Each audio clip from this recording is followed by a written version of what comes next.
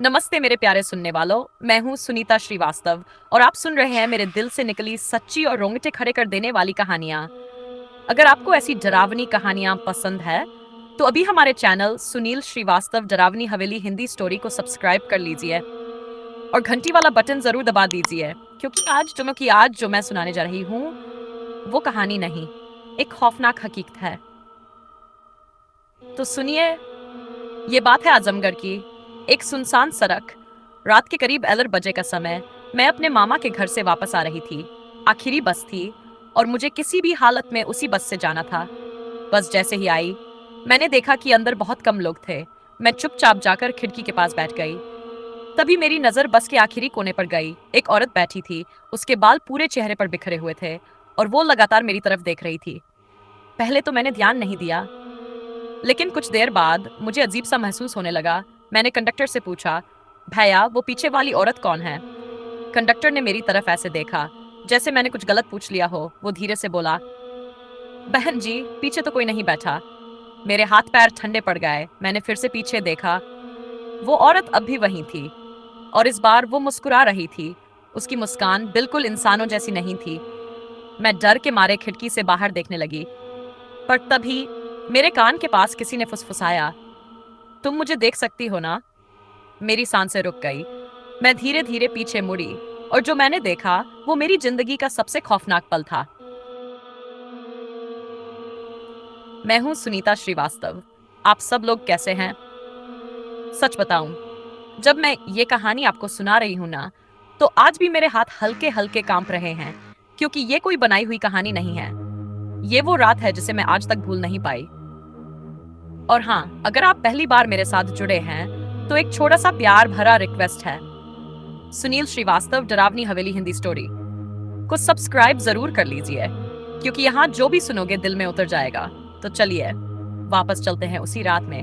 मैं धीरे धीरे पीछे मुड़ी और जो मैंने देखा वो औरत अब मेरी सीट के बिल्कुल पीछे खड़ी थी। उसका चेहरा अब साफ दिख रहा था। आंखें पूरी काली, जैसे अंदर कुछ है ही नहीं। चेहरे पर अजीब सी मुस्कान और उसके होंठ ऐसे हिल रहे थे जैसे वो कुछ बड़बड़ा रही हो। मैं डर के मारे कुछ बोल भी नहीं पा रही थी। तभी वो औरत मेरे कान के पास झुकी और धीमी आवाज में बोली, तुम्हें तो मैंने पहले ही देख लिया था, तुम मुझे देख सकती हो। मेरे शरीर में जैसे जान ही नहीं बची। मैंने तुरंत सामने बैठे एक आदमी को हिलाया, भैया देखिए ना, ये औरत। वो आदमी हैरानी से मुझे देखने लगा। कौन औरत? यहाँ तो कोई नहीं है। अब मुझे समझ आ गया था, जो मैं देख रही हूँ वो सिर्फ मुझे ही दिख रही है। बस के अंदर अजीब सी ठंडक फैल गई थी। खिड़कियां अपने आप हिलने लगीं और लाइट बार बार टिमटिमा रही थी। मैंने भगवान का नाम लेना शुरू कर दिया, जय महाकाल, जय महाकाल। तभी वो औरत जोर से हंसने लगी। उसकी हंसी इतनी डरावनी थी कि बस में बैठे दो तीन लोग घबराकर इधर उधर देखने लगे, पर किसी को वो दिखाई नहीं दे रही थी। फिर अचानक वो औरत मेरे सामने आकर बैठ गई और इस बार उसने अपना चेहरा बिल्कुल मेरे करीब ला दिया। उसके चेहरे से सड़ी हुई बदबू आ रही थी और उसकी आंखें मेरी आंखों में ऐसे घूर रही थी जैसे वो मेरे अंदर कुछ ढूंढ रही हो। वो बोली, आज तू मेरे साथ चलेगी।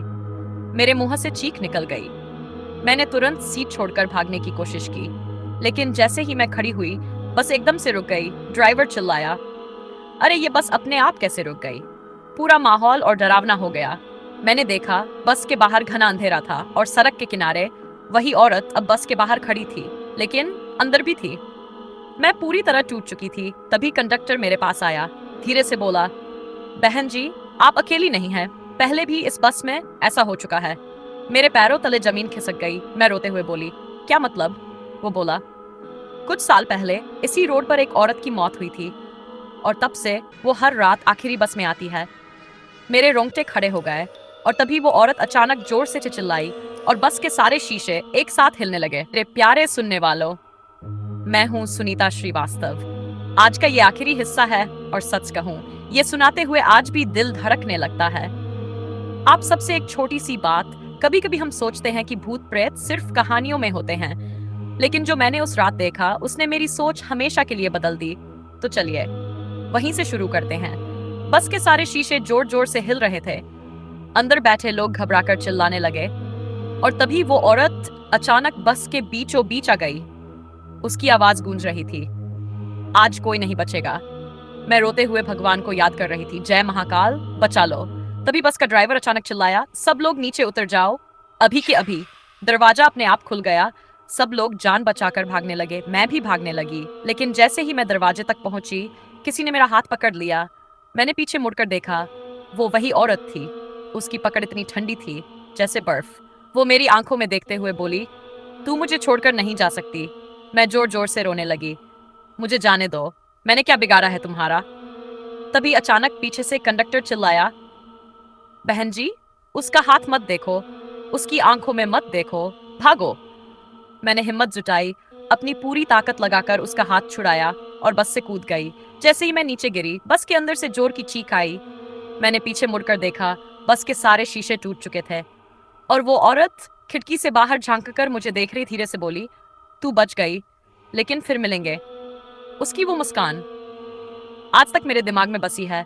अगले ही पल बस अपने आप चल पड़ी और अंधेरे में गायब हो गई। उस रात के बाद मैंने कभी भी रात में अकेले सफर नहीं किया।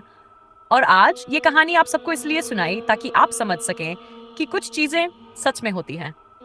अब आप सबसे एक बात कहना चाहती हूँ, अगर आपको मेरी ये कहानी सुनकर थोड़ा सा भी डर लगा हो या दिल में कुछ महसूस हुआ हो तो कमेंट में जरूर लिखना, मैं डर गया, गई, और बताना क्या आप कभी ऐसी किसी घटना से गुजरे हैं। और हाँ, अगर आप चाहते हैं कि मैं ऐसी ही सच्ची और खौफनाक कहानियां आपके लिए लाती रहूं तो सुनील श्रीवास्तव डरावनी हवेली हिंदी स्टोरी को सब्सक्राइब जरूर करें। आपका एक सब्सक्राइब मुझे हिम्मत देता है और आपसे एक रिश्ता जोड़ता है। चलते चलते बस इतना कहूंगी, डर को महसूस करो लेकिन उससे खेलो मत, क्योंकि कुछ डर सच में आपका पीछा नहीं छोड़ते।